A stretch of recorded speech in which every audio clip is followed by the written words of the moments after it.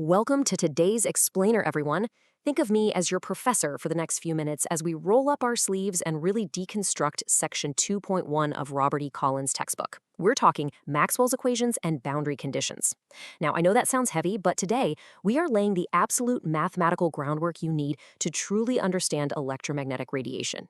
Seriously, if you ever want to design, analyze, or honestly even just comprehend how an antenna actually radiates energy out into space, well, you've got to start right here.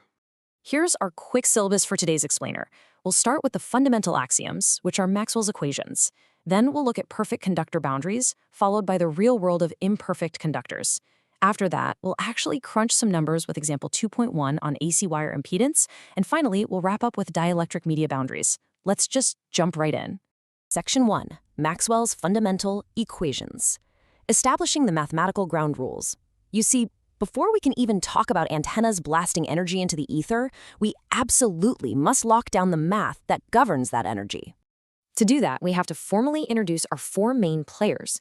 We've got the electric field, E, and the magnetic intensity, H.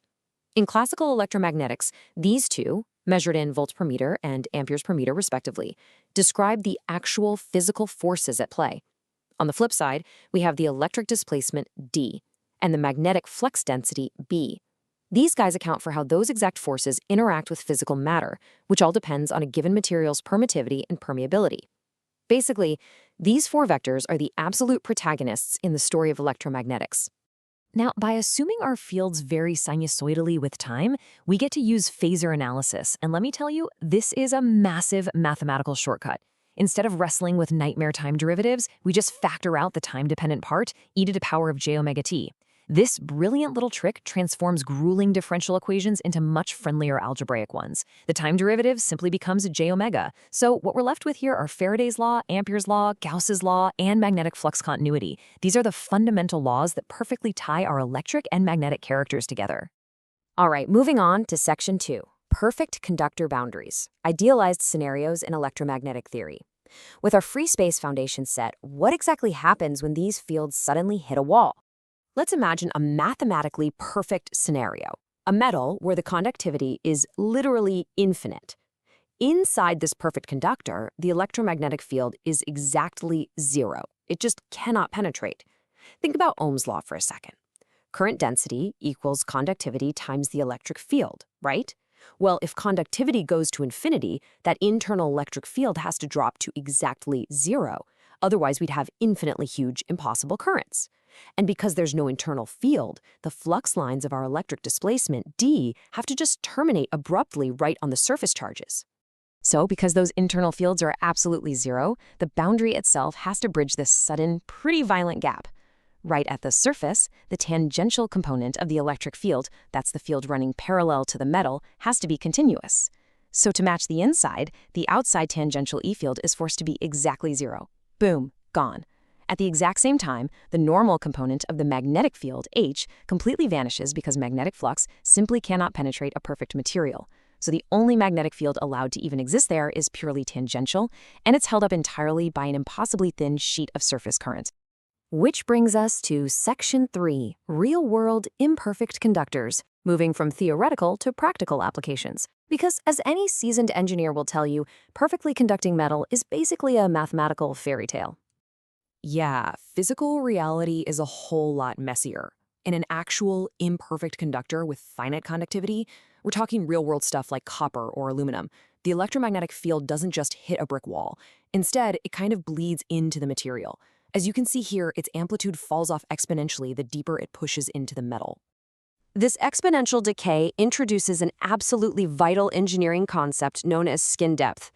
Skin depth tells us exactly how far our field can effectively penetrate the metal before its amplitude drops down to about 37% of its surface value. And here's the kicker. Skin depth is inversely proportional to the square root of frequency. So for a highly conductive metal like copper, running at really high frequencies, this depth shrinks down to microscopic levels. But it is mathematically non-zero. And because it's not zero, it means our current is actually flowing through a finite thickness of lossy material.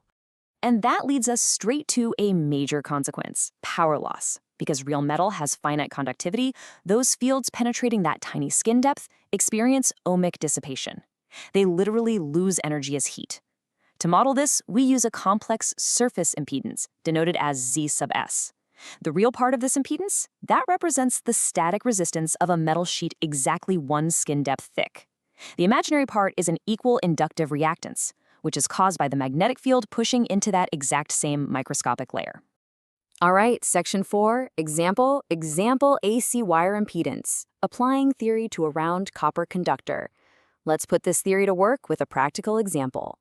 We're going to walk step by step through example 2.1 from Collins' textbook. Imagine a standard round copper wire.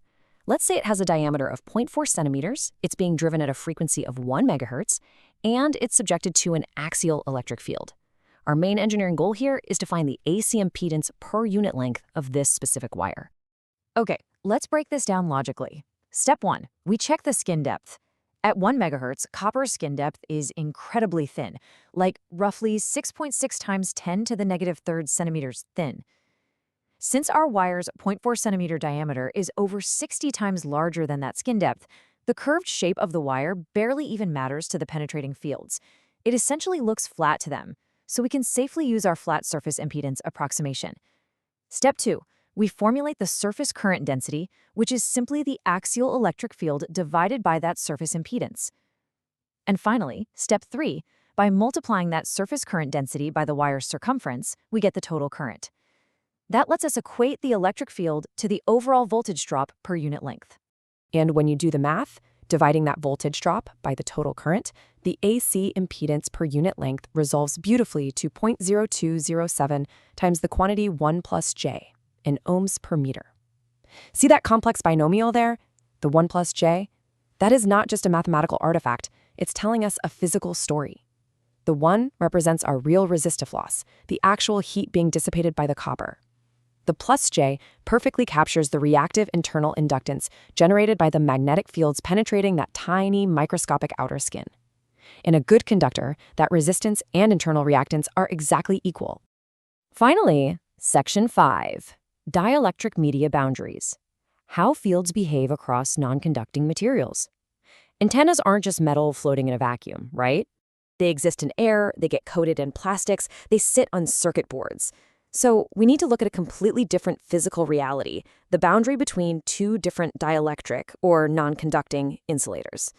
Think of two materials sitting side by side with different permittivities, epsilon 1 and epsilon 2.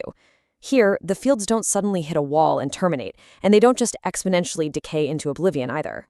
The big takeaway here is the contrast. Unlike a perfect metal, which brutally forces that tangential electric field down to zero, a dielectric boundary actually lets the fields pass through. But they are bound by strict continuity rules. The tangential components of both the electric field E and the magnetic field H absolutely must remain perfectly equal across both sides of the boundary. The fields don't vanish, they bend, they adapt, and they transition into the new medium following these unbreakable mathematical rules. You know, the math we've explored today isn't just dry academic theory. It is literally the ultimate rulebook for physical reality. So as we wrap up today's explainer, I want to leave you with a question to ponder. How do these rigid mathematical boundary behaviors, the total reflection off perfect metals, the frustrating resistive losses hiding inside the skin depth of copper, and the continuous transmission through dielectrics, how do they force engineers to make the exact material and geometrical choices that shape the antennas keeping our entire world connected? Think about that next time you look at your phone. Thanks for attending today's lecture. Keep studying those equations, and I'll catch you in the next one.